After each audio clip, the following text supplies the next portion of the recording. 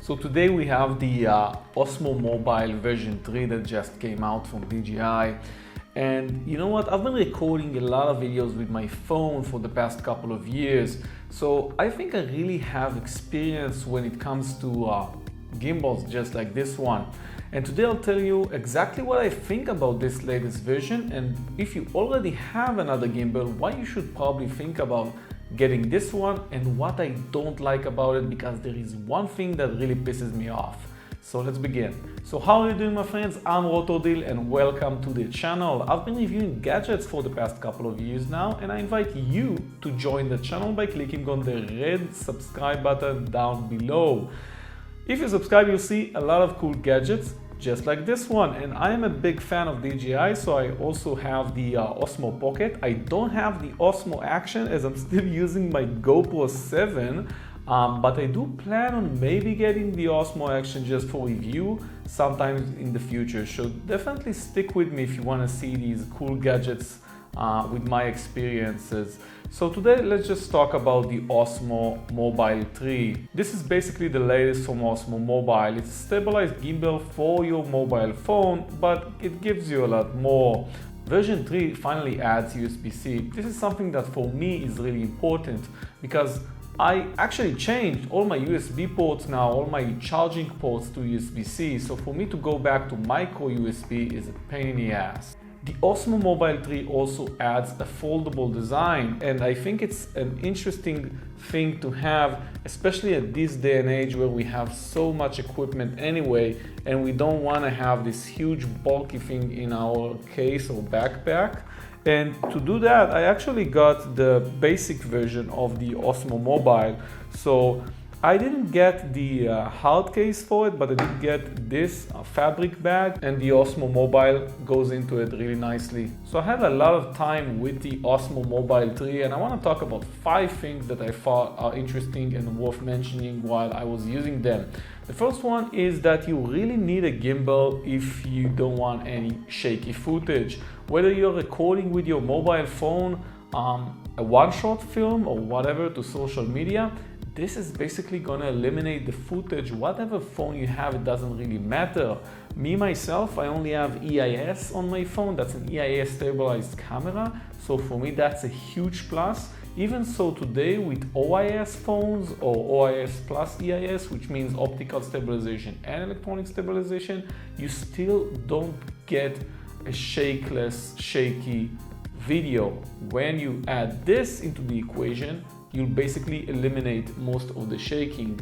So I really think that in the end, if you feel like that your footage might be too shaky these days, just get one of any gimbal you can afford. This one is extremely cheap, and I'll talk about the price point in a moment. The Osmo Mobile has a tripod screw on the bottom. Just screw in any tripod legs you want or an extended tripod, whatever fits you. And that's it. You basically have your camera on a tripod, something that you used to carry a selfie stick for. You don't need that anymore. Another thing you can do with this Osmo Mobile is basically create amazing panoramas, because the mobile will do that for you. And you can also do motion time lapse. That's basically a time lapse that moves around, and you can set up which direction it's going to move to.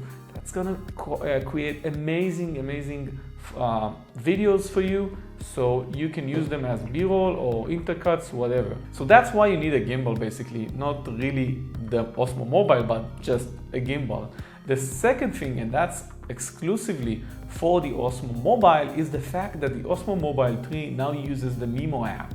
And the MIMO app is where you're going to see the entire Osmo ecosystem. For example, the Osmo Pocket that I have right here, the Osmo Action, which I don't have, but I do have a commercial for it, and the Osmo Mobile 3. So the MIMO apps basically manages these 3 devices. Once you use the MIMO app, you can use features like HyperTrack 3, one of the most amazing features, because I'm currently showing you a video I couldn't have made without having my own cameraman or assistant.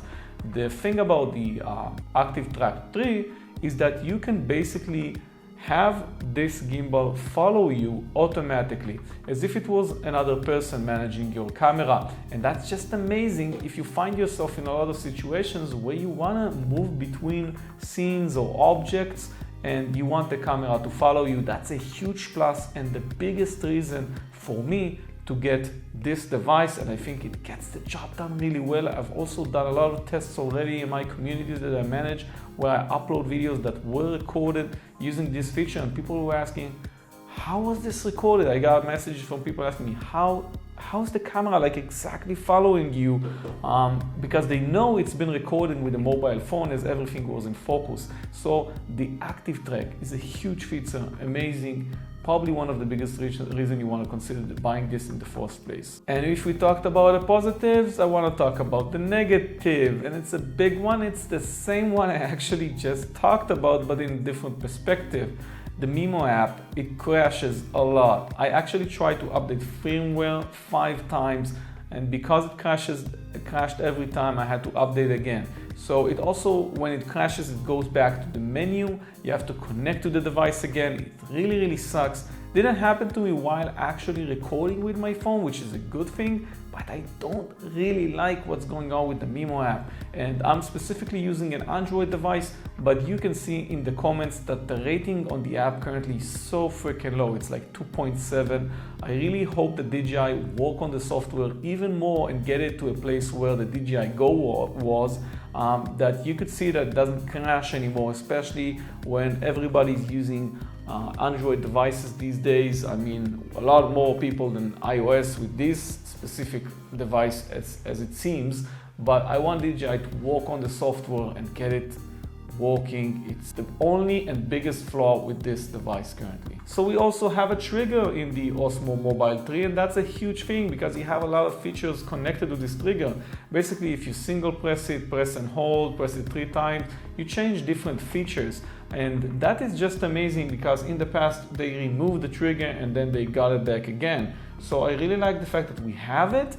I feel like the thing that you're gonna get the most out of this trigger is the ability to operate single-handedly the gimbal, and that's an important thing for anyone who's doing YouTube work or basically filming himself. And I love that the trigger is back, and that all in all comes back to the point where I must say that the controls here are just amazing. You got the joystick, you got the record button, you got the zoom in and out, which is, by the way, limited to digital zoom. That's because the MIMO app is basically a camera app, so it can't control the mechanics of an optical zoom. That's basically gonna stay with your default camera app and not become available on the MIMO app, so it kind of sucks. We also have the USB-C plug over here, and that's basically about it. So there's a bunch of things, as you can see, that you can do with this Osmo Mobile gimbal, but the big ones are basically new features that DJI has put up, like gesture control. And that is important because if you want to signal your camera to start following you, you can now do that by just using your hands. You can basically do a V sign like this, or you can just show your palm, and that will signal to the MIMO app that it needs to activate HyperTrack or disable it, and I like that a lot. You have a lot of different other modes on the Osmo Mobile 3, like sports mode or quick hold, but I haven't used these myself. Like I just mentioned, for me, the biggest thing was the HyperTrack and the fact that I need stabilized footage.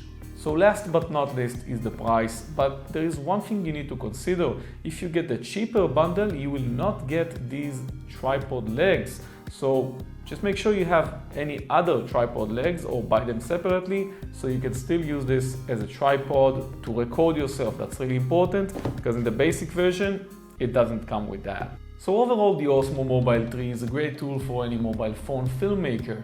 It's a must-have, especially if you find yourself recording videos where you need an assistant or where you need a stabilized footage. I think that for me, the fact that I have HyperTrack, like I mentioned many times during this video, was the biggest feature here because I already had a different gimbal, but the HyperTrack for me does it all. So I hope you enjoyed this video. Make sure you click on the subscribe button down below to see me on my future videos because I would love to see you, or click here on this button. I'm also putting links to other videos that I made, other reviews of products that I think are going to be very relevant for you if you watch this one. Thank you very much for watching. If you have any questions, feel free to post them down in the comments below. I'll see you on my next video. Bye bye.